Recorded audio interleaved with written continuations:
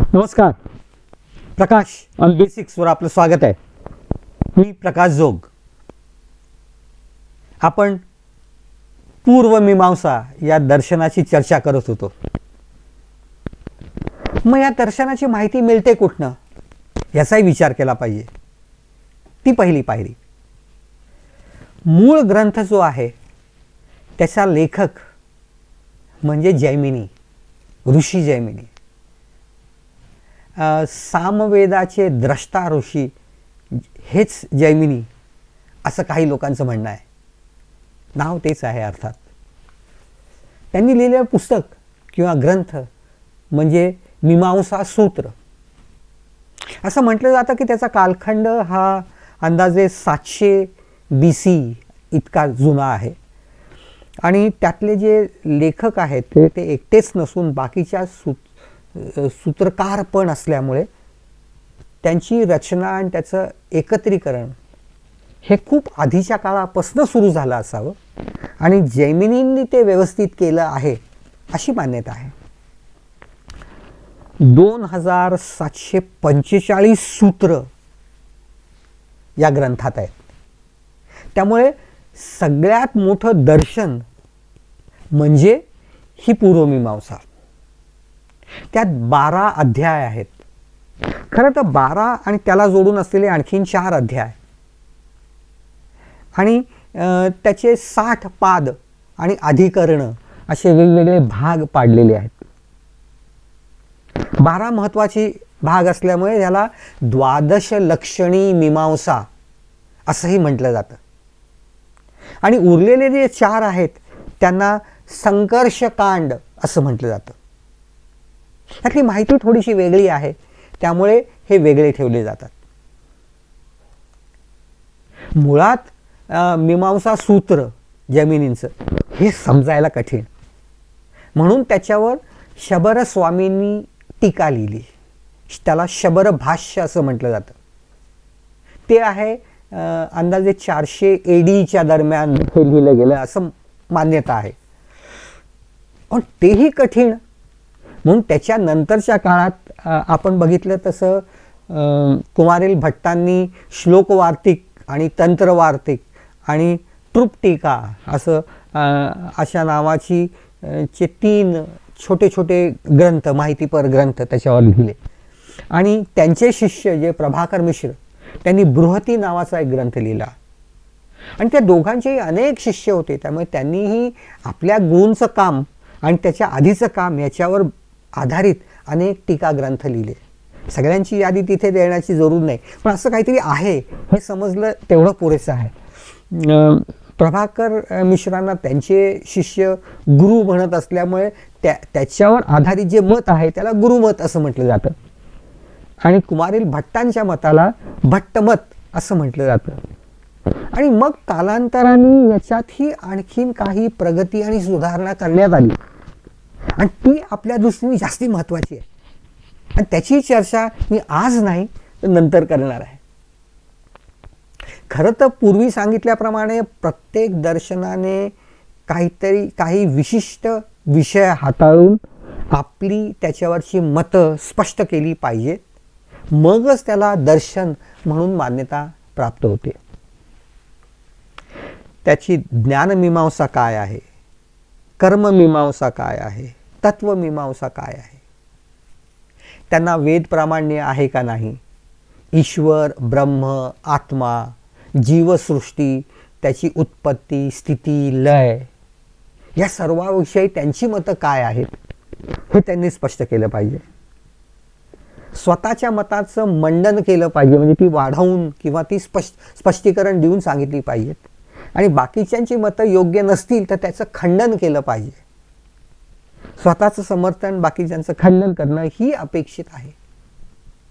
मग पूर्वमीमांसेच्या बाबतीत काय काय घडतं आणि कसं त्यांनी ह्याच्याबद्दल विचार केलाय हे समजलं तर आपल्याला पूर्वमीमांसेचा काय आराखडा आहे हे सहज लक्षात येतं.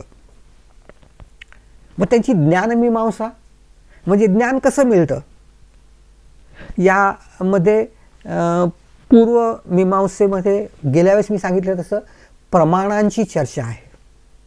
आणि ती आपण पूर्वी बघितलेलीच आहेत. ह्यात सुरुवातीचे जे ग्रंथकार आहेत त्यांचं असं मत आहे की मन आणि बुद्धींनी इंद्रियांचा वस्तूशी परोक्ष किंवा प्रत्यक्ष म्हणजे अपरोक्ष संबंध येणं हेच ज्ञानाचं मूळ आहे. आणि आज विज्ञानाच्या दृष्टीने खरं तर तेच आपण मानतो.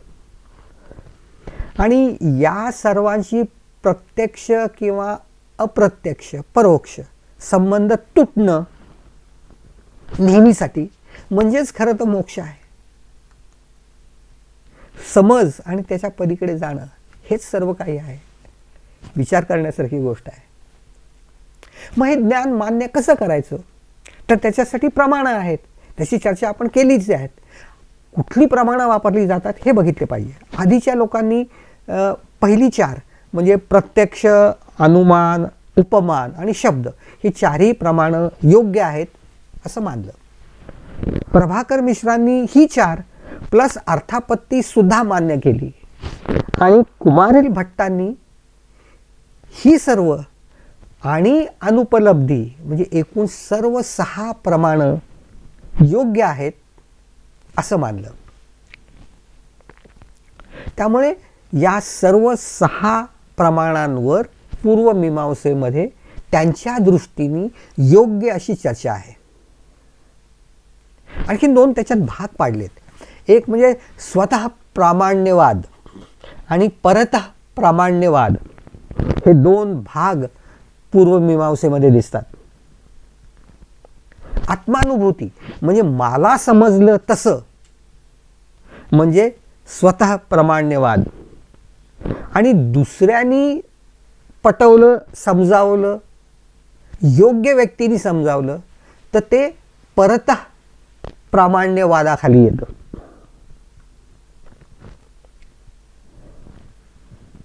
स्वतः प्रामाण्यवादानुसार स्वतःच्या इंद्रियांची अनुभूती हेच सर्वोत्तम प्रमाण आहे असं मानलं जातं. मग त्याची तत्वमीमांसा काय आहे, तर त्यांचं मूळ वाक्य जे मी पूर्वी सांगितलं, अथा तो धर्म जिज्ञासा, जैमिनींनी सांगितलेलं वाक्य जे आहे तेच सगळ्यात महत्त्वाचं. आणि त्यामुळे धर्म प्रस्थापित करणं आणि धर्म समजून घेणं हे महत्त्वाचं. आणि मग आचारमीमांसा, तर जो काय आचार आहे, जी काय कर्म तुम्ही करणार आहात ती सर्व वेदविहित असली पाहिजेत, वेदांच्या आधाराने असली पाहिजेत, ही त्यांची मान्यता आहे. कर्म धर्मानुसार आणि धर्म हा वेद प्रतिपाद्य, वेदांनी सांगितल्याप्रमाणे. अर्थात त्यांच्या मते कर्म हे सगळ्यात महत्त्वाचं. आणि सुरुवातीच्या काळात त्यांनी म्हटलं आहे की ते सर्व यज्ञकर्म हे त्यातल्या त्यात जास्ती महत्त्वाचं. आणि त्याचा आधार म्हणजे वेदातले ब्राह्मण भाग. मंत्र ब्राह्मण हे 2 भाग आहेत, त्याच्याबद्दल आपण खूप पूर्वी चर्चा केलेलीच आहे. तर त्यातला जो ब्राह्मण भाग आहे, कसं करायचं, काय करायचं, कसं वापरायचं, हा जो सर्व भाग आहे तो जास्ती महत्त्वाचा. त्याच्याप्रमाणे कर्म करणं, वेदविहित कर्म करणं हे महत्त्वाचं.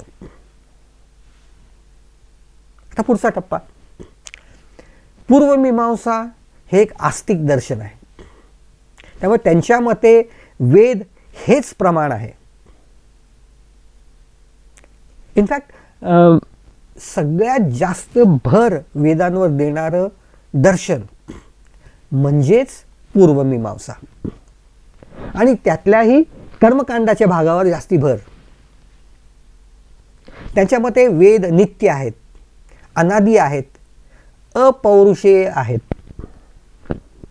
त्यामुळे ऋषी हे मंत्र द्रष्टे, त्यांना मंत्र उमजलेले, मंत्र निर्माते नाहीत असं यांचं मत आहे. त्यांचे जनक हे नाहीत. वेद हेच शब्द प्रमाण आहे. आणि धर्म आणि कर्म हे या शब्दांप्रमाणेच असावे ह्याच्यावर भर असल्यामुळे शब्द म्हणजे काय शब्दांमधनं वाक्य कशी तयार होतात, त्यांचा अर्थ कसा लावायचा, या सर्वाची विशद वैज्ञानिक दृष्टीने चर्चा आणि अर्थ हा या दर्शनाचा एक अतिशय महत्त्वाचा भाग आहे. आणि हा इतका महत्त्वाचा आहे की नंतरच्या काळात संस्कृत साहित्यात सुद्धा पूर्वमीमांसेमधल्या अर्थाप्रमाणे संस्कृत शब्दांचा आणि वाक्यांचा अर्थ वापरला गेला. त्यांच्या मते देवता या सुद्धा वेद शब्दानुसारच असतात, त्यांना स्वतःचं अस्तित्व नसतं. धर्म म्हणजे काय, त्याची स्थापना वेदांद्वारे कशी केली गेली आणि या धर्मस्थापनेसाठीही ईश्वराची जरूर नाही, म्हणजे वेद आहेत म्हणजेच सर्व काही आहे, अशी पूर्वमीमांसाकारांची वृत्ती आहे. त्यामुळे ईश्वर, ब्रह्म, जगनिर्माता, नियंता म्हणून असण्याची जरूरच नाही. कारण प्रत्येक गोष्ट ही कॉज अँड इफेक्ट प्रमाणे कर्म आणि कर्मफल याच्यावर अवलंबून असते. देवांनाही हे चुकत नाही, त्यामुळे ते देवांच्या हातात नसतं. तेव्हा देवता या सुद्धा कर्माला गौण आहे, कर्माच्या दृष्टीने गौण आहेत.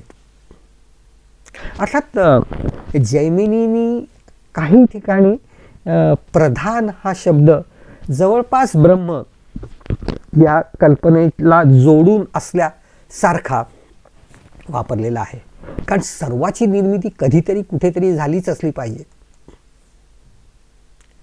त्यामुळे ब्रह्म, जगत, देव असले तरी ते गौण आहेत. मंत्रशक्ती म्हणजेच देव. भट्टदीपिका असं म्हणते की शब्द मात्र देवता. पण पूर्व मीमांसेमध्ये कृतीला महत्त्व आहे, त्यामुळे कर्मकांडाचा भाग महत्त्वाचा, ब्राह्मण ग्रंथ महत्त्वाचे, ज्ञानकांड त्या दृष्टीने गौण. त्यामुळे उपनिषदातलं ज्ञानकांड हा नंतरचा भाग आहे, आधी जगायचं कसं हे समजलं पाहिजे असं ह्यांचं मत आहे. त्यामुळे अद्वैत कल्पना वगैरे सुद्धा त्यांच्या दृष्टीने गौण आहेत. त्यामुळे आचारमीमांसा म्हणजेच कर्ममीमांसा आणि ते जे काय वागायचं ते वेदानुसारच वागायचं आणि कर्माचं फल हे मिळतंच. त्यासाठी त्यांनी निर्माण केलेल्या दोन महत्त्वाच्या जे शब्द म्हणजे अदृष्ट, दिसत नाही ते फल, आणि अपूर्व म्हणजे पूर्वी नव्हतं पण आता तुम्ही तुमच्या कृतीमुळे तुम्हाला प्राप्त झालं ते अपूर्व फल. या कल्पना त्यांनी दिल्या याची विस्तृत चर्चा आपण पूर्वी केलेलीच आहे. यांच्या मते वेदांचा लक्षार्थ आणि उद्देश हा सर्व धर्म, चांगली वागणूक आणि ती सुद्धा कर्माच्या द्वारे. त्यामुळे प्रत्येक कर्माचं फळ आणि कर्म या दोन्ही गोष्टींना अतिशय महत्त्व आहे. त्यामुळे कर्मवाद महत्त्वाचा, देवतापेक्षाही महत्त्वाचा.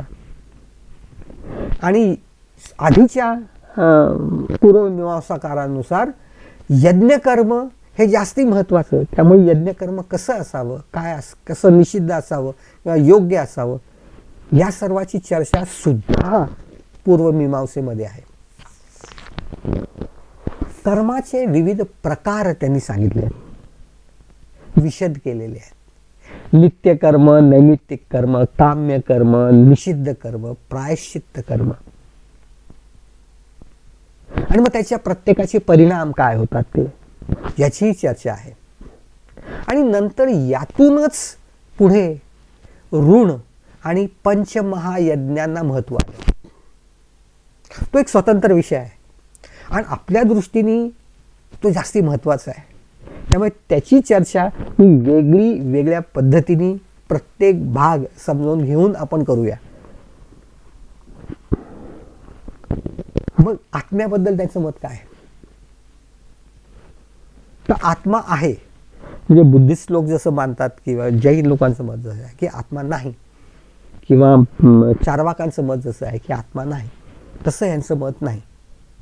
आत्मा आहे, जग आहे, संसार आहे, कुठलीही गोष्ट मिथ्या नाही. त्यांनी आत्म्याचे चित आणि अचित असे दोन अंश पाडलेले आहेत किंवा भाग पाडलेले आहेत. चिद अंशाने आत्मा ज्ञानाचा अनुभव मिळवतो आणि अचित अंशाने तो त्याचे परिणाम प्राप्त करतो. तिथे तो भोक्ता बनतो. म्हणजे ज्ञान मिळवायचं आणि त्याचा वापर करायचा हा आत्म्याचा भाग आहे. मग विश्वनिर्मिती, तर विश्व हे कणांपासून बनलेलं आहे, पदार्थांपासून बनलेलं आहे. आणि या कणांचा एकमेकांशी जेव्हा संयोग येतो त्यातूनच विश्वाची निर्मिती आणि बाकीच्या गोष्टींची निर्मिती होते.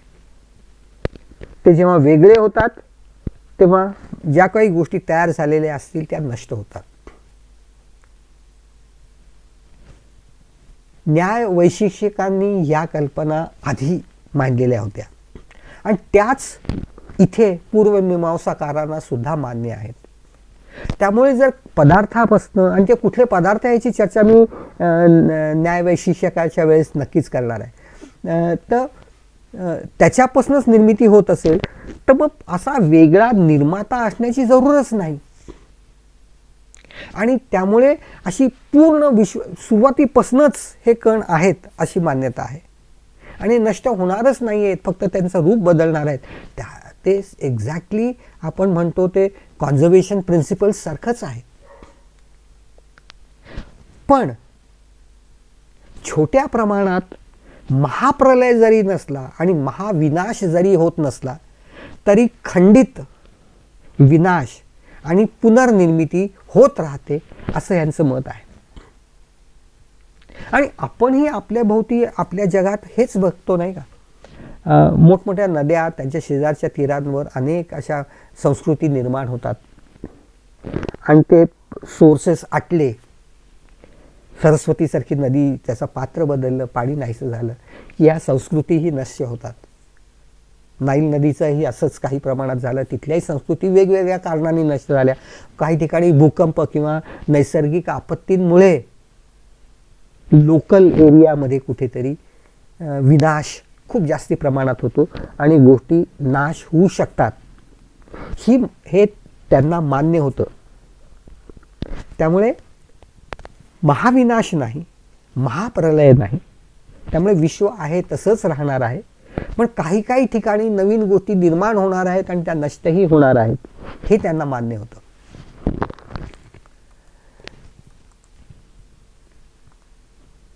बाकीच्या दर्शनांबद्दल त्यांचे काय विचार आहेत हेही आपण जाणून घेतलं पाहिजे. तर कुठल्या मतांचं त्यांनी खंडन केलं हेही बघितलं पाहिजे. त्यांच्या मते आत्मा आहे.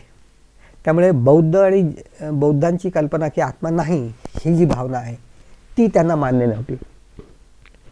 अद्वैत त्यांना मान्य नव्हतं, कारण वेगवेगळे आत्मे प्रत्येकात जर असतील तर ते वेगळे आहेत, द्वैत आहेत, त्यामुळे तेही मान्य नाही.